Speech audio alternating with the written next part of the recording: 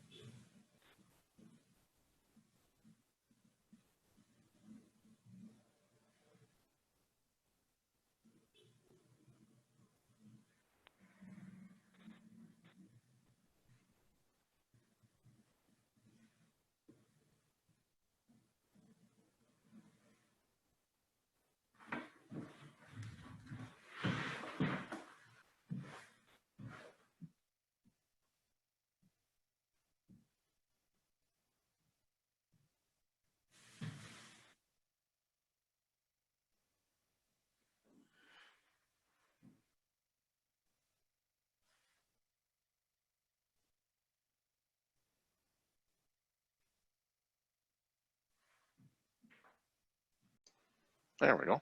So Bill, I'm going to turn it over to you. Invite you to share a little bit of who Dagan, if I pronounced that right, is, and then please walk us through what we've, the assignment, I guess, of what we've asked you to cover today. So I'll turn it over to you, Bill. Excellent. Thank you, Graham. Can you hear me? I can. Excellent.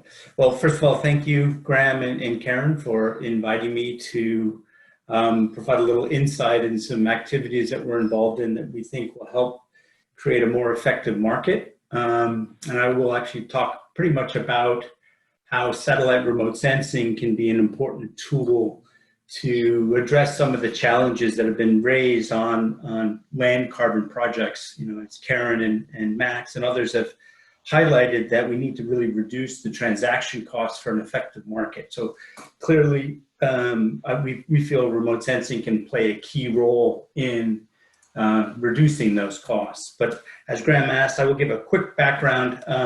So I'm Bill Salas. I'm the head of a small business in the US, in New Hampshire, called Dagan. It's a spin-off. There are some impact investors that are really concerned with climate change and food security. And they felt that we had some technologies that we developed that applied geosolutions that could be really valuable for facilitating effective markets at scale. So really working to become, I would say, sort of a third-party player in this whole process. So we're not a project developer, we're not a verifier, we're not a registry, but we provide data services that all different stakeholders involved in these programs need for transparent, cost-effective, and scalable programs. So that's really where we're coming from. Karen asked me to sort of give a high-level overview of remote sensing and opportunities there. So we're sort of in a new world in terms of operational satellite-based remote sensing over the last few years with the growth of freely available satellite platforms that enable us to get high quality data, basically almost anywhere in the world on a close to daily basis with fairly moderate resolution. So we're talking about 10 or 30 meter pixels. And these data are all highly calibrated and high quality and well suited for doing operational remote sensing. And in addition to that, current day data collections, we actually have a very robust archive. And so we can go back in time and look at historical management to meet protocol needs for verification, setting baselines, and addressing additionality and other issues that have been discussed during the town hall today. From a carbon project perspective, this little bar graph shows one example of a carbon project in the US where the transaction costs to develop the protocol, implement the protocol, verify it, and have a registry involved resulted in the landowner getting essentially no value from that carbon project. So clearly, that's not a viable market. The markets need to be grower and rancher facing if we're going to be effective in achieving these outcomes. So we have to invert this cost structure such that the growers and the ranchers are receiving the lion's share of the carbon value. So that's sort of where we're coming from. How can we completely change the transaction costs? So I'm going to talk about primarily about some satellite-based technologies that we've developed over the last decade with support here in the US from NASA and USDA. That basically are operational platforms that monitor every field or every paddock or every pasture every few days to characterize vegetation growth, vegetation productivity, agronomic management practices such as tillage or cover cropping, grazing intensity. So we'll get into that. As Max mentioned earlier, there's serious challenges in some of the carbon markets having to do with setting baselines. And he mentioned the sort of role of soil biogeochemical models is an important tool, but they're very difficult to apply at scale. We've spent close to the last 3 years taking a very scientifically robust tool, but modifying it so it's ready for market application at scale. And I'll talk very briefly about that. That's the DNDC model, which is being used for ecosystem service markets here in the US. So the core of what we'll talk about today will be two quick examples of how operational satellite remote sensing can be used for markets. One is called the OpTIS platform, which originally focuses more on row crop agriculture. So we can monitor tillage and cover cropping and crop rotations at the subfield scale consistently over large areas. The second is a system we developed for the NRCS here called the Rangeland Decision Support System that monitors grazing lands and changes in productivity and can sort of tease out differences in productivity driven by either weather-based events versus management-driven events, because especially in the arid rangelands in the US, weather events really drive the potential productivity, and then ranching management affects that dynamics on top of that weather variability. So the operational tillage platform gives you field-based data on management practices. We can go back to 2000, we can go back even further in time to say what crops were grown on that field, what were the tillage practices, was cover cropping used, if it was used, when did it merge, when was it terminated, because that influences the conservation effects of cover cropping, information on sort of the tenets of soil health. Basically, can you keep living roots in the soil at all time? And if not, can you have a senescent cover to protect that soil? That's the OpTIS platform. And then I'll get into the remote sensing rangeland, which basically tracks grazing intensity and tries to separate out management-driven variability from weather-driven variability. So the OpTIS platform, basically it uses these operational satellites to track the surface of each field And based on the spectral characteristics, we can automatically retrieve information on crop residue cover every few days when there's not a living crop on the field. And then if it's a cover crop, when that cover crop emerges in the winter and when it's terminated. And you can see from some of these inset figures here that we actually get very detailed information at the subfield scale. But when we use these data for markets here in the US, we aggregate the data to the field scale, because those are the management units that are being implemented and enrolled in the ecosystem service markets.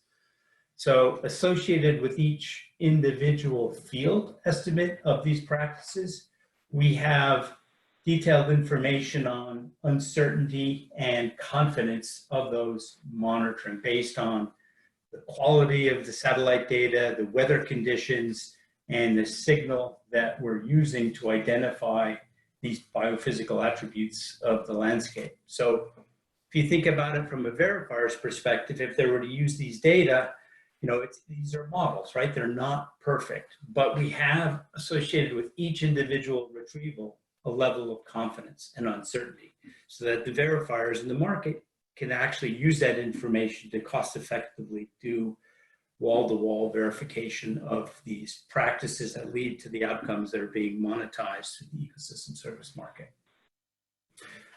So as an example, these two panels show the panel on the left shows this residue cover metric that we can derive from a satellite directly.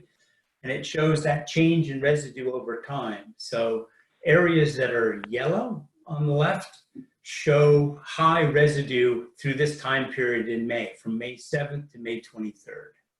And this is a key period in this part of the US where most of the tillage events occurs for pre-planting. And so areas that have moderate to high residue and no change during that time period are deemed as no-till. Areas that have very low residue, the black areas in this time period, have been tilled previously. Areas that are red actually were tilled during this time frame between May 7th and May 23rd. So not only can we map tillage systems, but we can actually map when certain tillage events occurred based on the time series of the satellite products. So it's a very powerful tool for characterizing soil health and soil carbon sequestration practices at the subfield scale, but actually we can apply it over large areas. So we just did a project with the Nature Conservancy here in the US and the Conservation Tillage Information Center to use OpTIS to map from 2005 every few days all the way through 2018 for roughly 1.9 million different fields in the Corn Belt in the US. And these graphics are just showing sort of a high-level aggregation of the data at a Huck 8 watershed scale. So those are the row crop products that are being used for the carbon markets in the US. But more germane to our discussions are these rangeland and grassland monitoring systems that we have. The system focuses on two characteristics of the landscape.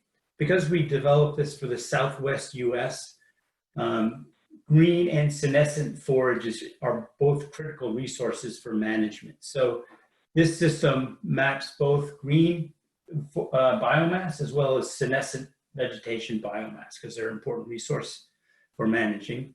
And then we're able to model expected biomass and forage condition based on the soils and recent weather to give us an estimate of expected biomass at any given time so we can separate out weather-driven variability in forage biomass from grazing, for example. And this next scatter plot just shows for an area in Arizona where we have on the x-axis our expected percent cover over different time periods based on soil type, based on topography, based on precipitation, based on weather, temperature, min-max temperature on a daily basis. And then our remote sensing retrievals of actual cover.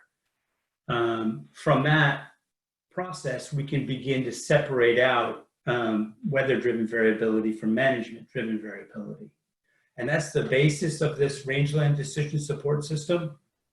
The figure in the center just shows, a snapshot in time over large areas, the total amount of vegetation productivity across the Southwest US. And we demonstrated this for one particular allotment in Arizona. There was concern, it was an NRCS funded EQIP program, that one of the ranches were being overgrazed and that they wanted to move that grazing system to another parcel.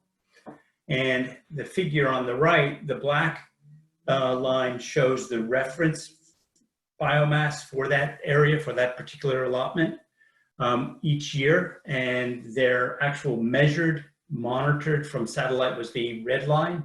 And you can see that they had been overgrazing that particular allotment relative to what was the allowable forage utilization. So in 2004, they removed cattle from that system, and then you can see over time that that system recovered, and that the total biomass and forage availability returned to the allowed amount of biomass for grazing that system. So we were able to separate out both the interannual variability on that driver from the management-driven ability to track biomass changes in grazing intensity. This is another site actually in Oklahoma, where we used higher resolution data to track the impact of different grazing land and pasture management systems. So in this particular area, they burned a large paddock in April. So if you look at the panel in the middle and the top, that shows clearly the fire signal associated with burning that senescent vegetation. Following that event, following the rains, you see a large green up in July. And then in mid to late July, they began to bale those fields and removed biomass. We're able to track that spatially explicitly with this approach, to then track for a grazing system differences between weather-driven variability, baling, and grazing processes. Another example, I guess, in the context of this grassland protocol, where we're looking at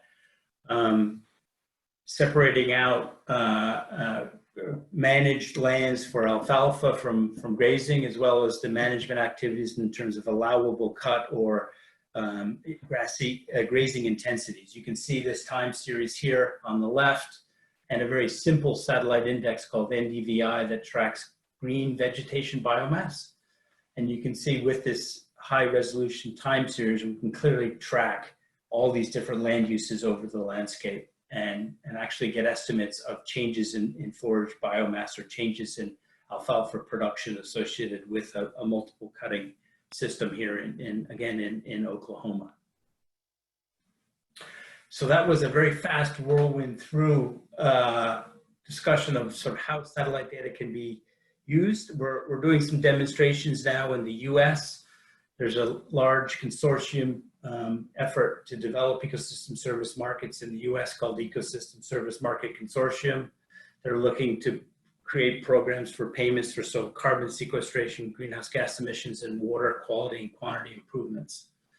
And we're using these technologies to demonstrate low-cost verification, both for rotational grazing systems. We have 121 different pastures where we're implementing the technology, as well as operational monitoring of no-till and cover cropping to reduce the transaction costs for these carbon markets. So I think with that, I think I'll pause and see if there's any questions. Thank you very much, Bill. So I'll unmute everybody, and if you've got questions, please either ask them or you can put them into the chat line. So it's we're open for questions.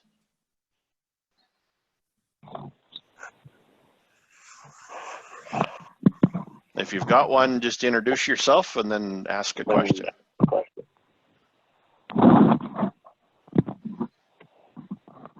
Well, it's Karen here. Thank you for your presentation. I think people are still digesting it because this tool is so new and being used by the Bureau of Land Management in the US. When you say NRCS, that's the National Resources Conservation Service. When you say EQIP, it's the Environmental Quality Incentives Program that is under the National Resource Conservation Services for grazing management plans. There's also public lands being utilized in the US, and this tool is being used to monitor the quality of the grasslands to ensure they're not being overgrazed and degraded. So I think this tool holds tremendous promise for us to be able to test it on the ground in Canada. Can I ask you, when you look at the ability for you to detect, and this isn't Big Brother watching you, this is about having a verification tool that would support a carbon offset program that a rancher enrolls in and would like to maximize the carbon value back to the rancher. Can I ask you, in terms of being able to identify carbon inputs, right? Max kind of alluded to, can we identify carbon inputs, eventually get there where we're identifying biomass production, senescent biomass production, biomass removal through grazing or haying or whatever. How far away are we from that? Because I think that if we can correlate tools that are sensing the amount of biomass that's left on the land or removed through whatever means, to correlate that to soil organic matter carbon storage, we'll have met the Holy Grail. That's a great question, and I apologize. I have a bad habit of throwing acronyms around without consideration of people's knowledge of the acronyms. But to get to your last question, definitely, I think remote sensing, especially as we get into grassland systems, will be an important tool, not only for verification, but also for effective monitoring of carbon dynamics. If we think about sort of what drives soil organic carbon storage in the ground, it's a combination of different things, right? The daily weather obviously has a big impact on rates of decomposition, but also affects, how well the biomass grows and the amount of litter or organic material that's going into the soils. That's the basis of the soil carbon sequestration. So we can clearly monitor with remote sensing productivity and biomass, as well as information on the phenology and senescence of different systems, so we can separate out into different phenological archetypes of types of grassland systems that have different biomass and different impact on soil carbon. But we can also map and monitor the actual anthropogenic interventions, like for croplands, tillage, or cover cropping, or for pastures, potentially burning or intensive grazing and baling if you're integrating in a hay production system, for example. Then lastly, actually remote sensing can give you good indicators of variability in soil carbon stocks at any given time, because it can track spatial patterns of soil moisture and how the soils respond to the natural environment. So I think there's clearly an opportunity for not only low-cost verification, but improving our quantification of soil carbon so that we can reduce uncertainties in the future and increase the value of those carbon assets for an effective market. Bill, we've got a question online here, and the question is she's certainly curious, comparing both the costs and efficiency of drone mapping versus satellite mapping. Do you want to, if we can tease out, one versus the other in relationship as you're attempting to do verification? Yeah. So, I mean, drones are an important technology, an important tool. Their costs are coming down, and we're able to have better sensor packages so we can do additional retrievals. But I think they won't replace satellite-based monitoring, because we can do this type of work over large areas at pennies an acre. And we have the ability to be consistent over large areas. If you have a drone, you have different operators, you have different sensor packages on those. You can't compare data collected from one drone to, in one region to another implementation of a drone in a different region easily at this point in time. And the advantage of the satellite platforms is their significant efforts on cross-calibration. So drones are a great technology, and we use them for calibrating our satellite-based retrievals as well. But I think we can find a balance between sort of operational satellite-based monitoring that's very low cost, and then if the operational satellite monitoring identifies a potential problem, then maybe the drone's the low-cost answer to then understand exactly what happened on that parcel of the landscape, where you might want to have higher resolution data if you're a verifier to see, what was the characteristic of a reversal, for example, if you're using it as a verification tool. Thank you.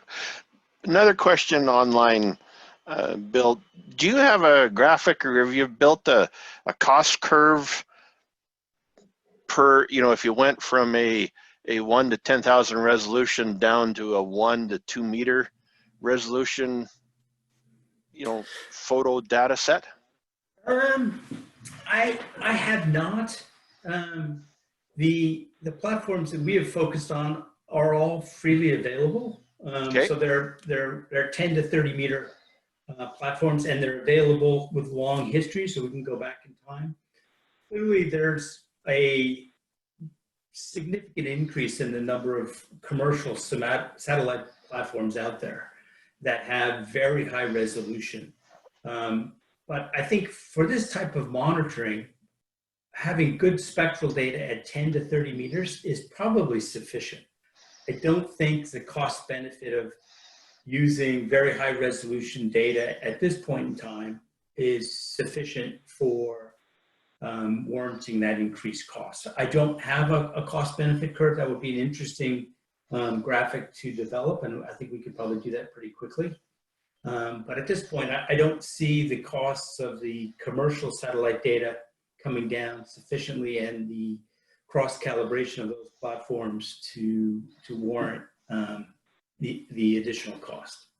But that's only my personal opinion, obviously.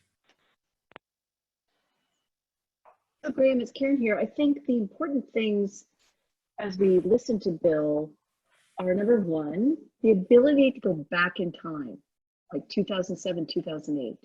Drones can't do that until you have a collection of images that may be put somewhere for a particular field. I think secondly, as we look at what the layout of the avoided conversion of grasslands protocol is talking about, is you can reduce the discount on not having a site verification by 5%. And I think Bill has clearly demonstrated that this remote sensing technology can satisfy the ability for verifiers to log in and feel comfortable and avoid that 5% discount, being able to use these tools. We will have to be able to calibrate them, I think, in Canadian conditions, and that's kind of part of what we're thinking about testing. But the substitution for not only one, the site visit, but two, not having to have boots on the ground do a rangeland health assessment and being confident that the biomass, take 50, leave 50, given the conditions, given the ability for this tool to be able to look at a variety of passes over a pasture that may, or a grassland that may be enrolled in the program, I think that's going to be really interesting and invaluable to reducing costs. And Karen, to add one more point to that on the drone piece, aside from being able to go back in time, these are natural systems that are highly dynamic, and so we need a monitoring system that's looking at the landscape on a regular basis. So if you're out flying a drone, might be able to do an inventory of something at a given particular time, but you don't want to be out having to fly that drone every few days throughout the growing season to track this kind of information. And that's where these satellite-based programs, I think, are providing us sufficient temporal information and sufficient spatial resolution to meet this market application, I think. Yeah, we've come a long way from, oh, geez, the satellite just passed and there's cloud cover. Maybe next year. Don McCabe here. I'm first of all going to test to see if I'm being heard. Yeah, you are. Thank you. Bill, I'm always appreciative of your presentations and the advancement you're making. And Karen, I acknowledge that yes, we have to test this for Canadian conditions to prove to Canadian folk that, guess what? North of the 49th parallel looks just about the same as it does just a mile south of the 49th parallel most of the damn time. But the reality is that I think we've come to a point here where we need to start sharpening the issue of what Bill has shown us. The questions that we're trying to answer in some of these protocols are only going to be done in certain periods of time in farmers' operations, whether it's grazing or whether it is cropping protocols. There's only certain times that you're going to be doing certain actions, and we have a historical record now that's going to do this.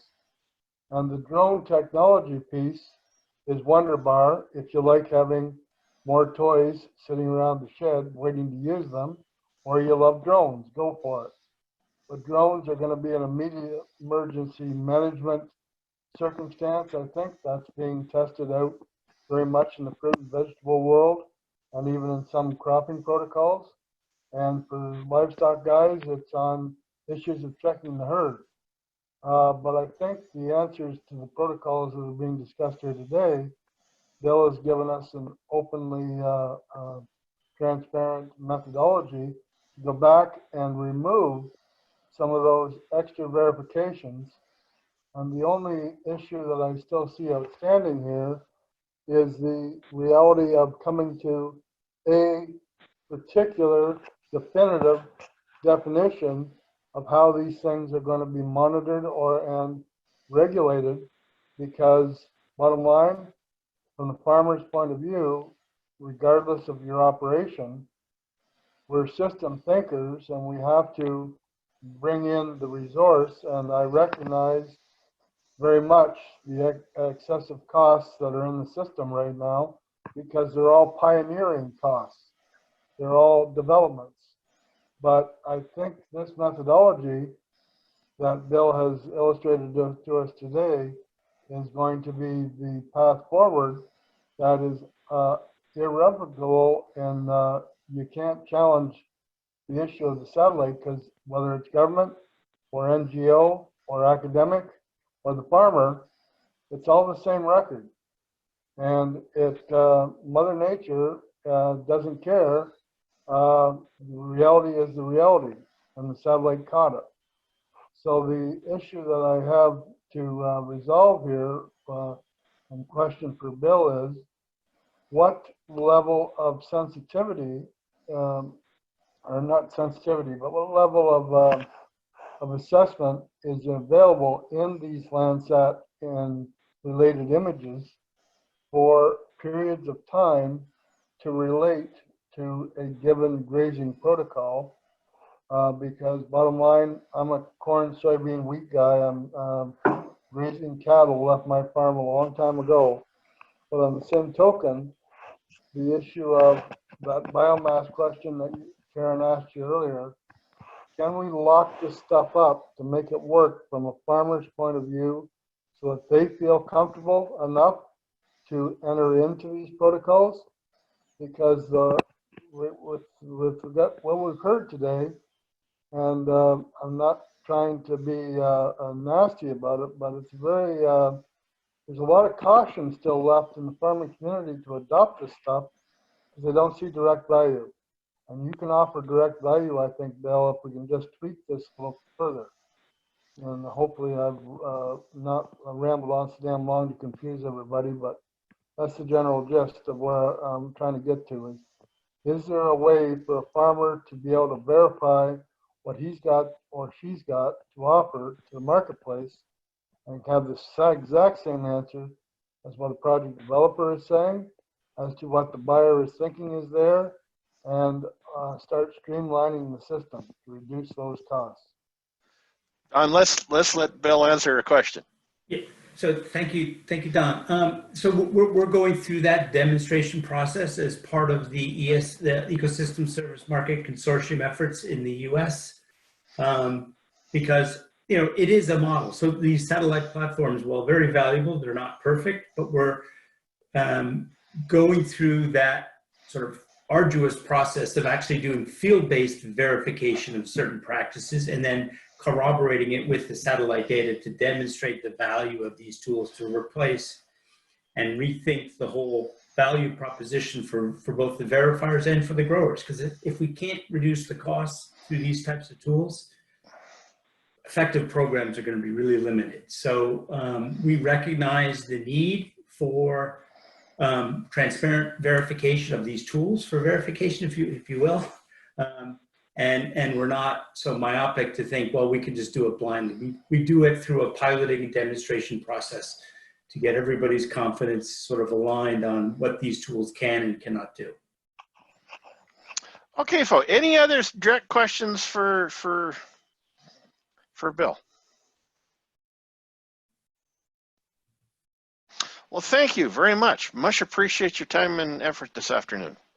You're welcome. And I apologize. I'm going to have to step off. I have another commitment at 5 Eastern, but I enjoyed the conversations today. Thank you all. Thank you very much. We're going to take a quick break and we'll get our last speaker, Brian McConkey, up and running. So bear with us while we switch over. We'll get Bill to unshare his screen and we'll let Brian get himself organized here.